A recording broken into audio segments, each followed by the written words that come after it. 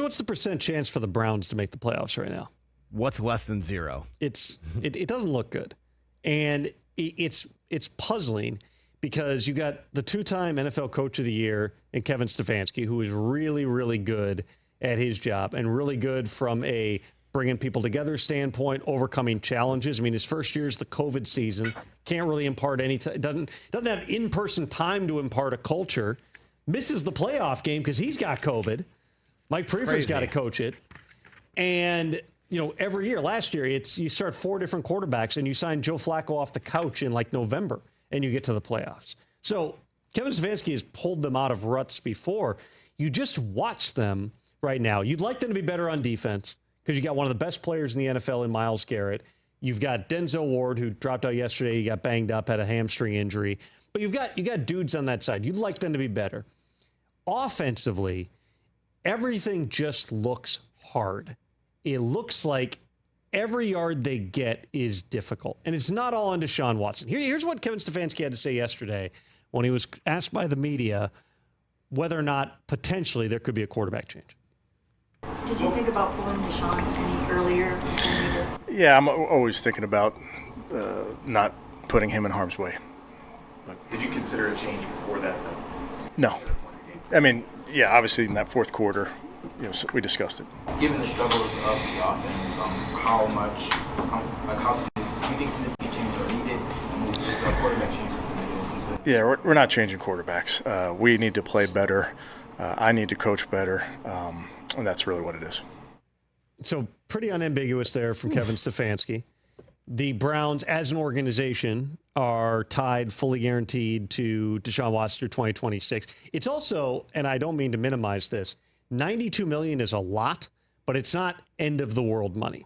In other words, at some point here, if you decide we've got to move on and we got to cut bait, I mean, the Broncos are paying Russell Wilson not $92 million, but a lot of money to not play football for them. He's not playing football anywhere, but the Steelers aren't paying him much. Not the yet. Broncos are paying, not yet. Could change very, very soon. But the Broncos are paying most of the salary. At some point, you get into a place where potentially you're throwing good money after bad. It's the old Ron Wolf saying of you're always better admitting a mistake too soon than not too soon enough. Don't double down and compound the error. But I don't watch, legitimately, I don't watch that game yesterday and go, this is all a Deshaun Watson problem. There's clear offensive line issues. I think they gave up, 7 sacks yesterday? So he's under constant duress. Yes, they haven't had Jack Conklin most of the season. Jedrick Wills played yesterday, but he's missed a bunch of time. Wyatt Teller's been out. I mean, they've been really banged up along the offensive line. And when Deshaun Watson does make a throw and puts one right on Jerry Jeudy in the end zone, which at least could give you like a spark where you feel like we've got a chance in the game, because I think they were down 3 touchdowns at that point.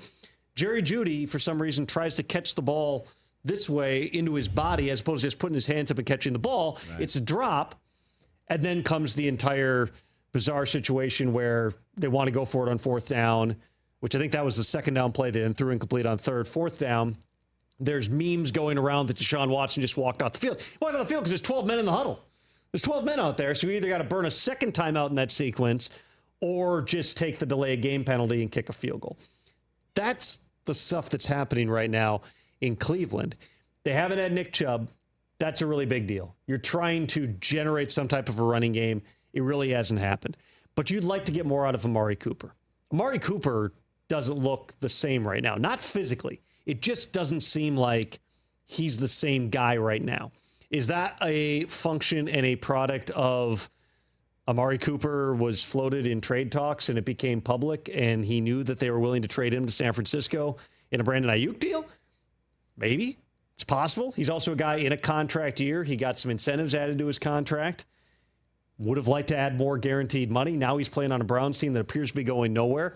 He's had some issues, too, with hauling in the football so far. The whole thing just looks hard for the Browns. And again, they've pulled out of these types of ruts before. But look at their next few games here. They go to Philadelphia in Week 6. The Eagles are going to be coming off of a bye at that point. You got to host the Bengals, which, as we just documented here, the Bengals' record is terrible. The team is not. The team has found creative ways to lose games so far this season. And then you take on the Ravens.